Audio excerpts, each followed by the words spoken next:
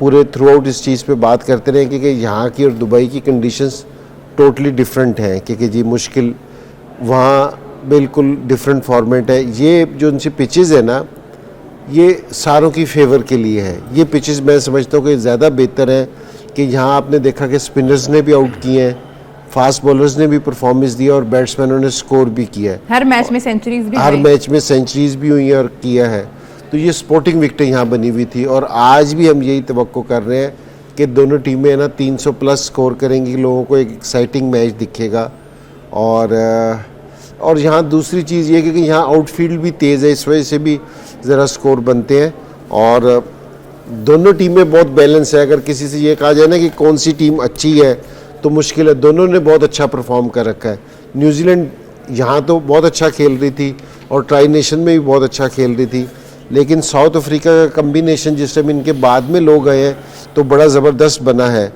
तो मेरा थोड़ा सा झुकाव साउथ अफ्रीका की तरफ ज़्यादा है आज, कि मुझे ऐसा लगता है कि जैसे सकलैन कह रहे थे ना कि उसकी ख्वाहिश है कि वो चैम्पियंस ट्रॉफी जीतें, तो मुझे ऐसा लग रहा है कि जी ये थोड़ी सी है ना टीम, इनको बैटिंग का थोड़ा सा ज़रा एज है कि इनके जो बैट्समैन है ना वो फॉर्म में भी हैं और नीचे का जो इनका मिडिल ऑर्डर है ना वो ऐसा है कि जो मैच जितवा सकता है आपको। ठीक है सकी भाई, दोनों टीम्स बिल्कुल बैलेंस हैं। आज कंडीशंस भी जैसे दोनों के लिए एक जैसी ही हैं, तो वो जो कल हम बात कर रहे थे कि इंडिया के सारे बॉक्सेस टिक हैं, आपको प्रैक्टिस ज़्यादा मिलगी, तो आज ऐसा कुछ नहीं है। आज दोनों टीम्स जो है उनके लिए इक्वल अपॉर्चुनिटी है कि जाएं, अच्छा खेलें और जो स्लाइटली बेहतर खेलेगा वो जीत सकता है। On the day, on the paper slightly south Africa लगता है कि न्यूजीलैंड से थोड़ा सा अपर हैंड है in terms of on the paper, but again game जो है वो ऑन द पेपर नहीं ऑन द ग्राउंड है। आज जो है ये कैसे कैरेक्टर शो करते हैं, किस स्पिरिट से ये दोनों टीमें अंदर आती हैं, क्या प्रेपरेशंस हैं।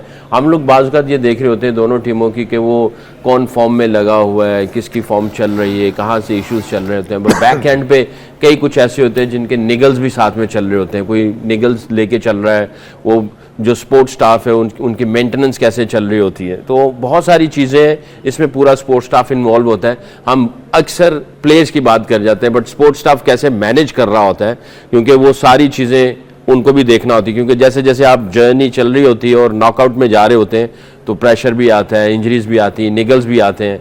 तो कुछ ऐसे प्लेयर्स होते हैं जो जिनकी प्रेपरेशन जो है वो ऐसी होती है कि उनको रात को नींद नहीं आती है, तो इसकी भी कोई स्ट्रैटेजी बन रही होती है कि आपने उनकी जो स्लीप है वो कैसे बैंक करनी होती है कि आप पहले ज़्यादा सो लो ताकि मैच नाइट को अगर आपको नींद ना भी आए तो पीछे से आप कवर करके आए। बहुत सारी बारीकियाँ चल रही होती हैं, इसीलिए हमेशा कहता हूँ प्रेपरेशन जो है बहुत इंपॉर्टेंट है।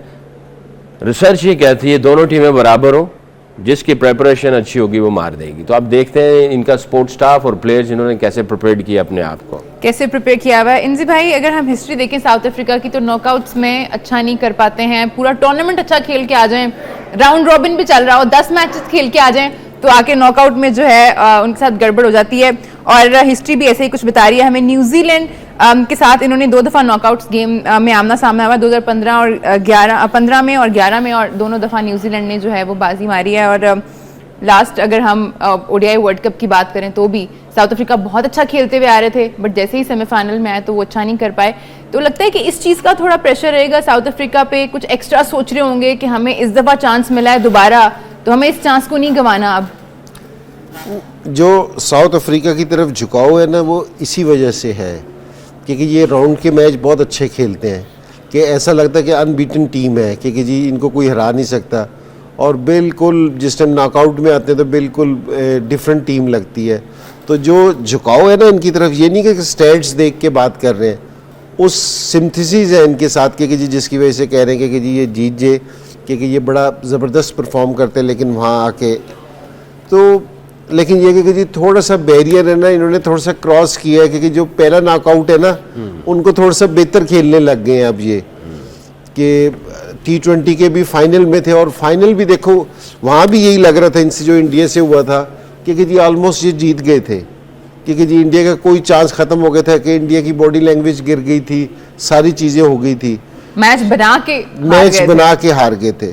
तो आज भी मैं ये कह रहा हूँ कि जो T20 वाला है ना वो ज़रा थोड़ा सा हो कि जी इनके जहन में भी होगा कि जी हमने वो करना है। तो मैं इसलिए कह रहा हूँ कि जी अगर आज ये जीते तो ज़रा बेहतर होगा, ज़रा एक्साइटिंग मैच देखने को मिलेगा, क्योंकि ये भी कुछ डिफरेंट जज्बे के साथ खेल रहे होंगे उधर। सर कि भाई टॉस आज की गेम में कितना इम्पोर्टेंट है? थोड़ा बहुत ड्यू शायद हो, लेकिन इतना लग नहीं रहा है। लास्ट 2 डे से हम देख रहे हैं कि इतना ड्यू है नहीं, बट फिर भी बिकॉज नॉकआउट है तो टॉस की कुछ इंपॉर्टेंस तो होगी इस गेम में।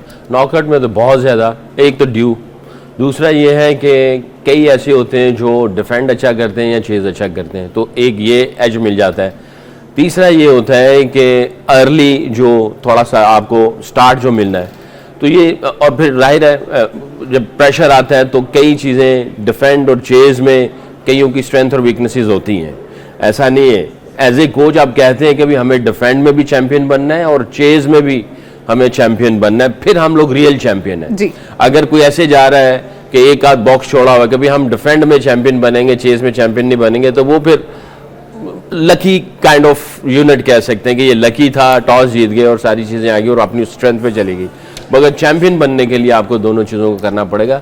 डेफिनेटली टॉस का आई थिंक 5 to 10% एडवांटेज होना चाहिए, और अगर ड्यू पड़ गई तो प्रॉब्ली 10 to 15% हो सकता है। टॉस का ये होता है कि टॉस जिस समय आप जीतते हैं ना, जो आपने प्लान एग्जैक्ट कर रखा होता है ना, हर टीम ने ना दोनों चीज़ों के लिए तैयार होती है, बैटिंग के लिए भी और बॉलिंग के लिए भी। लेकिन हर टीम का एक प्लान होता है कि जी अगर हम टॉस जीते ना तो हमने पहले बैटिंग करनी है, तो माइंड में किसी टाइम या बॉलिंग करनी है, माइंड में सारों के होता है। तो जिस टाइम आप अपनी मीटिंग में कहते हैं ना कि अगर विन द टॉस तो कि जी हम बैट फर्स्ट करेंगे या बॉल फर्स्ट करेंगे, तो जिस टाइम कप्तान टॉस कर रहा होता है ना, तो ओपनर्स भी और जिन्होंने नया बॉल करना भी होता है वो अपने किट बैग के पास बैठे होते हैं कि हम जूते पहने वो कह रहे हैं कि हम पैड करेंगे। तो आपको टॉस जीतने से सारों से बड़ा एडवांटेज ये होता है कि जो आपका प्लान होता है ना, आप उसके मुताबिक है ना अमल कर लेते हैं, क्योंकि जो भी आप डिसाइड करते हैं तो ये एक है ना मेंटली तौर पे ना थोड़ा सा बंदा मुतमईन हो जाता है कि जो हम करना चाह रहे थे वही हो रहा है। तो ये एक थोड़ा सा एडवांटेज जरूर मिलता है। As a captain and as a batsman हमें पता है कि कज़ाफी स्टेडियम में 350 एक टीम ने किया और वो भी चेज हो गया। तो इस तरह की कंडीशंस में, इस तरह के ग्राउंड पे जहाँ पे इतने सारे रन्स हो रहे हैं, पार स्कोर क्या सोचती हैं टीम्स के? अच्छा अब ये भी चेज हो गया तो हमें कहाँ तक रन्स करने पड़ेंगे अगर हमें डिफेंड करना है? तो नहीं, असल में ये कि इस पे ना आपको बड़ा मुश्किल हो जाता है कि जी 352 भी चेज हो गया, आपके 400 का प्लान करेंगे तो वो ज़रा मुश्किल हो जाता है कि जी आपको कितना प्लान करना पड़ेगा।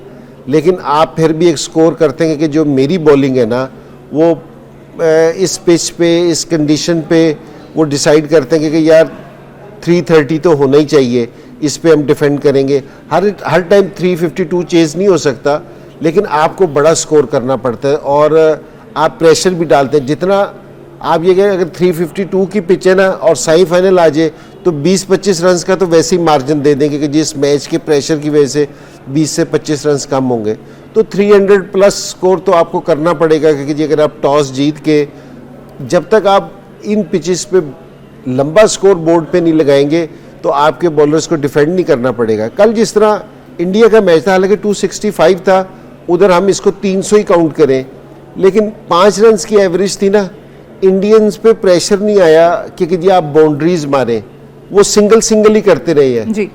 तो अगर मिडल में अगर कहीं इनका स्कोर 300 प्लस होता ना तो उनको बाउंड्रीज पे जाना पड़ता, रिस्क लेना पड़ता, उसमें हो सकता है कि जी इनको विकेट मिलती। उन्होंने रिस्क ही नहीं लिया। ये सीनियर प्लेयर्स है ना, जो उसका एक्सपीरियंस था कोहली का, कोहली ने दूसरे को भी खिलाया क्योंकि जी हमने सिंगल लेना, उन्होंने उनको मौका ही नहीं दिया क्योंकि जी वो गेम में आए। जिस टाइम थोड़ा सा कम स्कोर रह गया उस टाइम पांड्या ने आकर, दूसरे ने आके 2-3 बड़ी हिटें मारी तो स्कोर ख़त्म हो गया। तो मेरे ये ख्याल में क्योंकि जी स्कोर इनको बड़ा करना पड़ेगा, 320 प्लस स्कोर पे इनको देख, जो भी टीम होगी पहले बैटिंग का सोचेगी, वो इससे प्लस स्कोर सोच रही होगी।